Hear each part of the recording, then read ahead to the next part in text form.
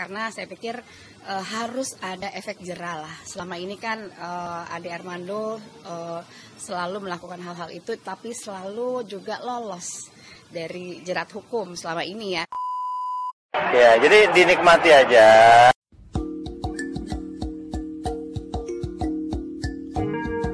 Sebelumnya, anggota DPD Daerah Pemilihan DKI Jakarta, Fahira Idris, dilaporkan Ketua Umum Cyber Indonesia, Mu'annas Alaidit, karena dianggap menimbulkan kegaduhan dan penggiringan opini akibat cuitan Twitternya soal jumlah pasien dalam pengawasan virus corona baru di Indonesia.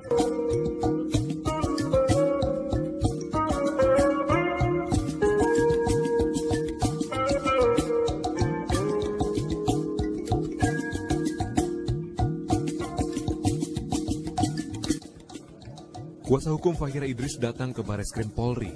Mereka mewakilkan Fahira yang tidak bisa hadir memenuhi pemeriksaan polisi terkait laporan dugaan hoaks virus corona lewat media sosial. Anggota DPD itu dilaporkan Cyber Indonesia karena pernyataannya di Twitter telah menimbulkan kegaduhan dan meresahkan. Kuasa hukum menunjukkan tweet Fahira yang sudah dihapus dan tautan berita dalam tweet itu. Kuasa hukum juga membawa pernyataan klarifikasi lewat Twitter yang dilakukan Fahira. Laporan balik akan dilakukan kuasa hukum karena menilai tidak ada hoaks dalam tweet Fahira yang menyebut soal ada pasien dalam pengawasan virus corona.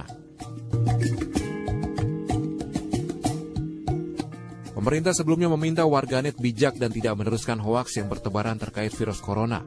Kemenkominfo mencatat ada lebih dari 140 hoaks yang menyebar soal corona.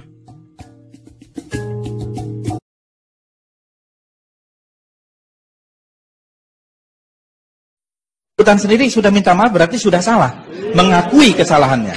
Orang minta maaf itu berarti mengakui kesalahannya. Kemudian what is next? Apa berikutnya? What is to be done? Bagaimana kita menyelesaikannya? Apa yang harus dilakukan? Yang harus dilakukan adalah proses hukum. Karena kita ini bersamaan kedudukannya di dalam hukum. Ini konstitusi kita. Kita bersamaan kedudukannya di dalam hukum dan pemerintahan. Ya, ini konstitusi pasal 27. Ayat 1 kalau hukum ditegakkan. Bagi saya tidak boleh ada orang yang kebal hukum lah di negeri ini. Bersangkutan sendiri sudah minta maaf berarti sudah salah, mengakui kesalahannya. Orang minta maaf itu berarti mengakui kesalahannya. Kemudian what is next? Apa berikutnya? What is to be done? Bagaimana kita menyelesaikannya? Apa yang harus dilakukan? Yang harus dilakukan adalah proses hukum. Karena kita ini bersamaan kedudukannya di dalam hukum. Ini konstitusi kita. Kita bersamaan kedudukannya di dalam hukum dan pemerintahan.